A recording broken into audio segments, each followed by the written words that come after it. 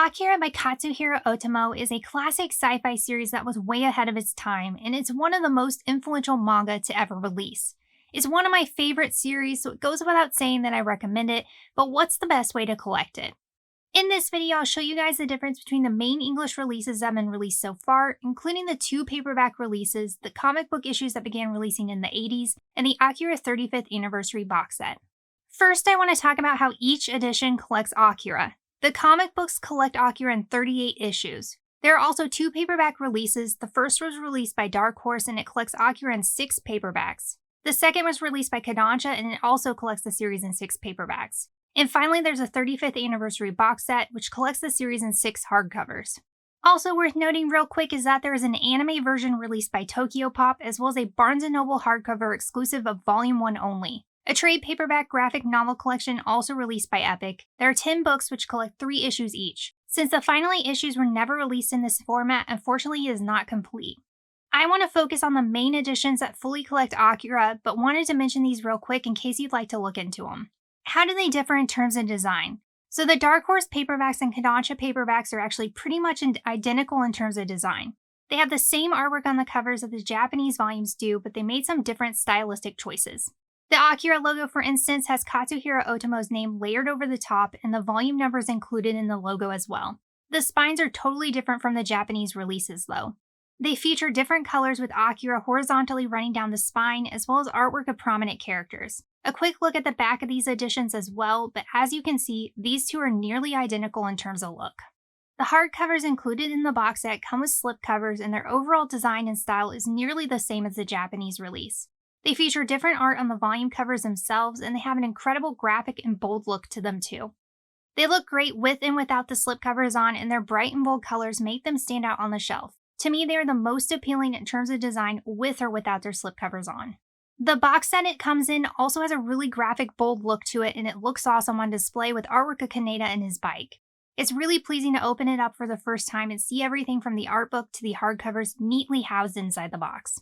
The comic book issues each feature different cover art. I actually really love the design of them. They have a more nostalgic feel to them, look awesome on display, and they are great collector's pieces. In terms of price, the box set retails for $199.99. Kodansha paperbacks retail for $27.99, so you can collect the entire series for around $168. Dark Horse paperbacks are out of print, so they vary in terms of price. The most recently sold listing of the complete set sold for $60 plus shipping on eBay.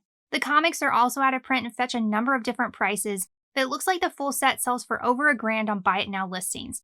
However, I have seen people get the set for way less on bids or best offer listings, so you can get them for lower prices.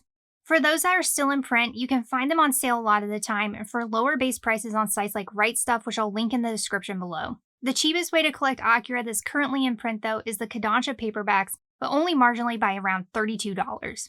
Let's check out print and page quality next. When comparing the Dark Horse and Kodansha paperbacks, the paper in the Kodansha paperbacks is a bit thicker, and the panels that feature heavy blacks appear deeper as well. The contrast is better in the Kodansha release as well as the paper quality in comparison to the Dark Horse paperbacks. When comparing the Kodansha hardcovers to the Kodansha paperbacks, the paper quality feels and looks the same to me. Both are printed on high-quality off-white paper that has an eggshell-like texture to it. The pages feel the same thickness, and the contrast looks the same to me when comparing them side by side.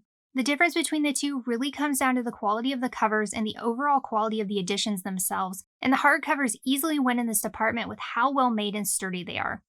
I will briefly say that the color pages in both of Kodansha's releases are printed on higher quality paper and look brighter than a Dark Horse release, but I'll show you guys an example of this later on in the color pages section. As far as readability goes, I didn't have any issues when reading any of the volumes as far as gutter loss goes, but the Akira hardcovers are the only edition with a sewn binding, so they offered a better reading experience in comparison to other editions that had a glued binding. Since the hardcovers are the only edition printed in the original right-to-left reading format, I found them to be easier and more of a joy to read as well. Size-wise, the Dark Horse and Kodansha paperbacks are both around 7.1 wide, 9.9 tall, and 1.2 inches deep. The Akira hardcovers collected in the box set are a little bit bigger all around than the other two. They're about the same size as releases like the Ghost in the Shell Deluxe editions and the Blom Master editions. Let's take a look at sound effects, translation, and lettering next. The only edition that features the original hand-drawn sound effects by Katsuhiro Otomo is the 35th Anniversary hardcovers.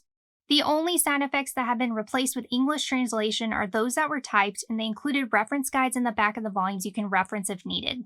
The sound effects in the other editions were translated and redrawn in English. The Kodansha and Dark Horse paperbacks appear to have the same lettering and translation after a side-by-side read-through, but the translation in the hardcovers collected in the box set is drastically different and much more readable. It's a much more accurate translation and they read better. The lettering was completely changed by Kodansha in the hardcovers too, but is more readable and has a more pleasing modern look to it. I think it fits the series better, and Kodansha's hardcovers offer a more smooth as well as a better reading experience as a result of the grammatical changes and updated translations they made. Unfortunately, the worst translation goes to the Epix Comics releases, which is something expected given that they were the first to release. They omitted some quote bubbles entirely as well as sound effects, which Dark Horse later added back in their release. The paperbacks by Kodansha have the same translation as Dark Horse, but they later updated the translation in the hardcover release. The spacing of the text in the quote bubbles and placement of the dialogue and text looks the best in the hardcovers too, so they're the best in this department all around. The comic book issues in both paperback releases were flipped and they read left to right, so the artwork was reworked, particularly in the Epic Comics release, and even in some cases redrawn. The only edition that reads in the original right-to-left reading format are the Akira hardcovers that are collected in the 35th anniversary box set. What about full color pages? The only full color editions of Akira are those released by Epic Comics, including the 38 comic book issues. You will notice that the color pages look very different and feature a different color palette than Kazuhiro Otomo's color pages that are only present in a few pages of other releases.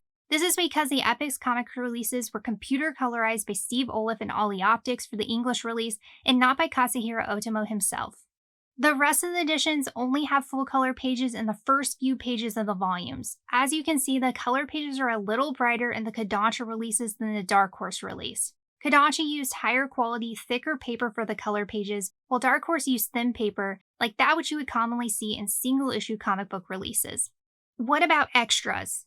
The box set comes with the Akira Club art book, which contains over 100 title-page illustrations created for the original series that were never published. It also features rarely seen alternate art, preliminary drawings, production sketches, and a variety of Akira posters, advertisements, and products, along with commentary by Katsuhiro Otomo.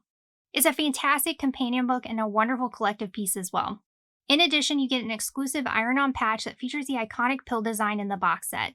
This is the only edition of Akira that comes with extras.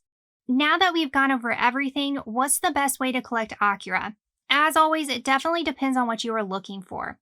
If you're looking for the edition with the best quality all around, awesome extras, and want the most true release to the original, the Akira 35th Anniversary box set is the way to go. Even though it technically isn't the cheapest way to collect this series, I still think it's the best value for your money.